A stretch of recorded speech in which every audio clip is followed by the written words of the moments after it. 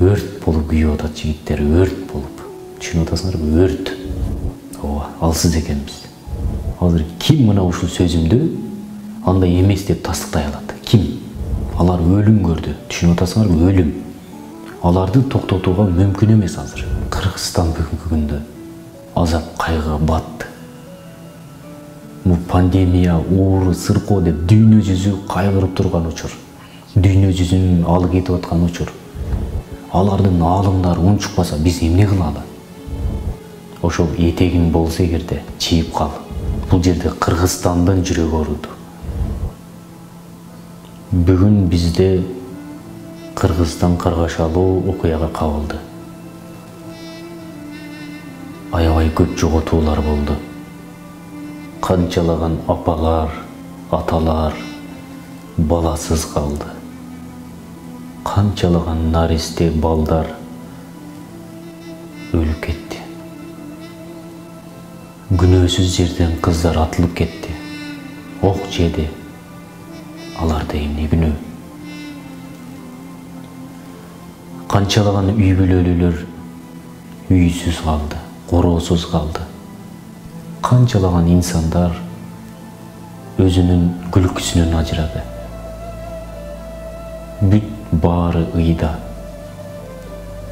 Көпчүлүк айтышы мүмкүн бул нерсе Баткенде болуп атат. Баткен кайгыга батты, Баткендин жүрөгү ооруду деп. Жок. Бул жерде Кыргызстандын жүрөгү ооруду.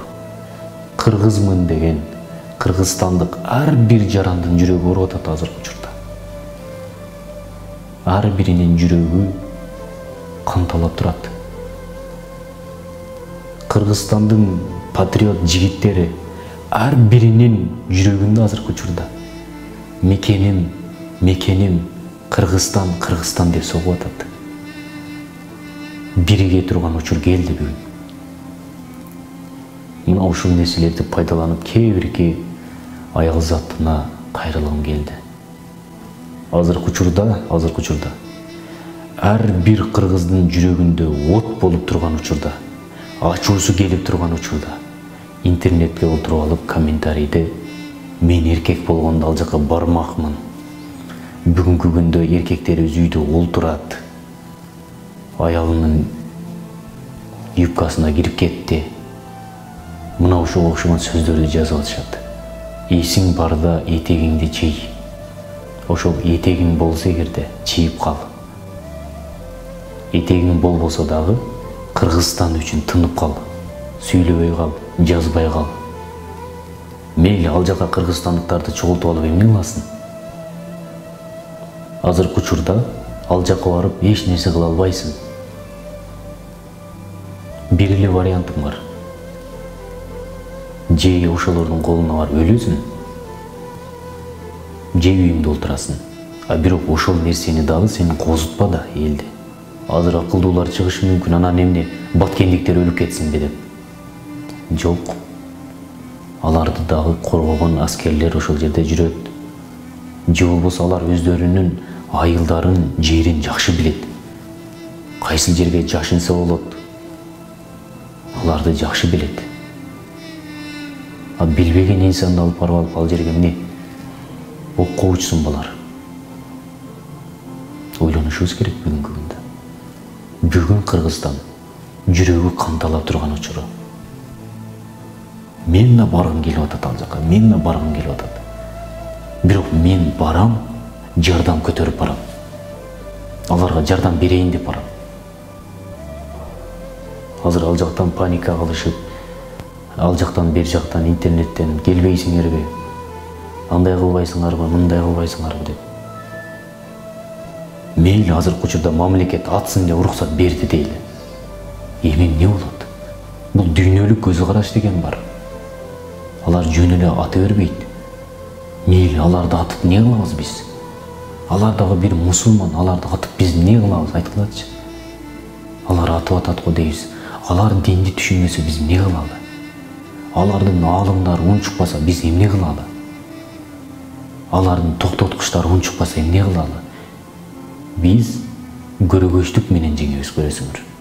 Мына ушул күндөрдү унутабыз. Кыргызстан бүгүнкү күндө азап кайгыга батты. Бул пандемия, оору, сыркоо деп дүйнө жүзү кайгырып турган учур. Дүйнө жүзүнүн алы кетип аткан учур. Ошонун катарында Кыргызстандагы алы кетип отурган учурда мына ушундай нерсе келди. Бул Кыргызстанга кадимкидей оор күч берди. Азыр Кыргызстандын ар бир үй бүлөсү стрессте, ар бир жараны стрессте. Кайгырып отурушат. Айла жок. Олтуруп беребиз.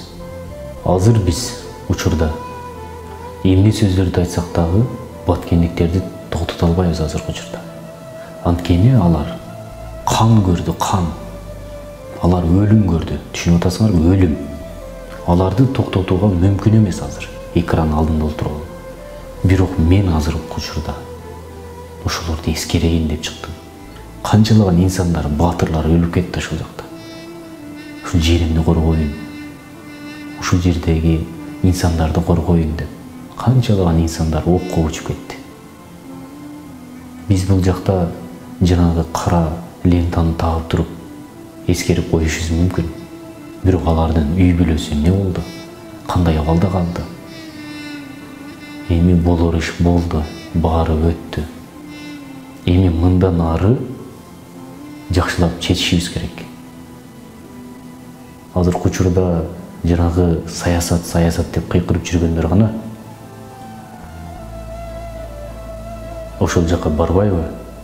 Кана жанагы казино ачам деген ошол жака барбайбы? Мына эми ошол казинонун ордуна Баткендин ортосунан бир казино ач. Негизинен мындай карап көрсөңөр, бул Баткен окуясы көптөн бери болуп атат. Канчалаган инсандар кайгырып чыгып атты сайттардан, интернеттен. Карагыла, тигилер кирип келди биз жака. Тигинин үйүн күйгүзүп кетти. Тигини өлтүрүп кетти, тигини жарадар кылды. Биздин жандыктарды, малдарды жөн эле союп жешип атат. Ушундай сөздөр айтылып аткан.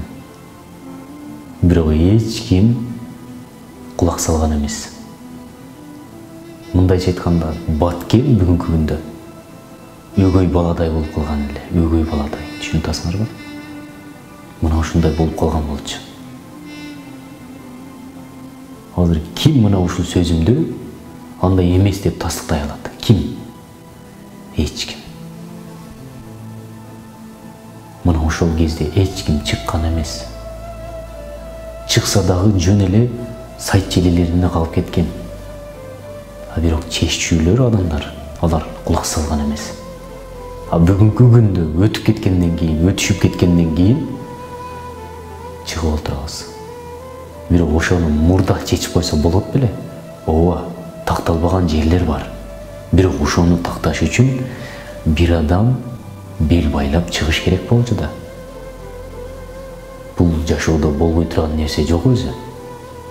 А өтүшүп кеткенден кийин бүгүнкү күндө биз чыгып атабыз. Баткеним, Баткеним, Баткен биз сени мененбиз деп. А бирок эртерээк чыгып мына ошол нерсени кылып койсок болмок экен да негизи. Бүгүн мына ошол Баткенимде канчалаган инсандар кан көрүп калды. Канчалаган өлүм болуп кетти ал жерде. Мындай ар бир инсан ойлонуп атса керек. Өлүм болду, элестетип атасыңарбы? Канчалаган солдаттарыбыз, ал жерде жүргөн жарандарыбыз өлүп кетти. Бирок мына ушул мурда карабагандыктан, эми болуп келет да, боло берет да мындан ары. Биз бечелдигибизден мына ушул нерсеге барды. Бүгүнкү күндө биз алсыздыгыбызды көрсөттүк. Ооба, алсыз экенбиз. Бул нерсенин боюн алышыбыз керек болчу. Эгерде мындай карап турган болсоңор, күчтүү инсанга эч качан алсыз инсан кол көтөрө албайт. Духу да жетпейт. Күчтүү инсан алсыз адамга кол көтөрөт. Албетте, кыргыздын жүрөгүндө, кыргыздын канында Манастын каны бар. Батырлардын каны бар. бирок ошол нерселер уктап калган болчу бизде. Эркекчилик деген нерсе жоголуп кеткен болчу бизде. Бул нерсени моюнга алышыбыз керек.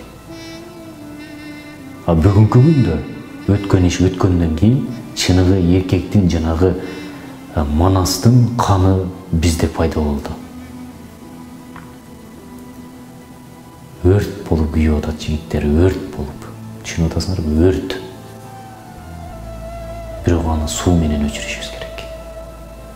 Эгер дагы бензин чачсаң, же болбосо жаман сөз менен айтсаң, күйүп кетет.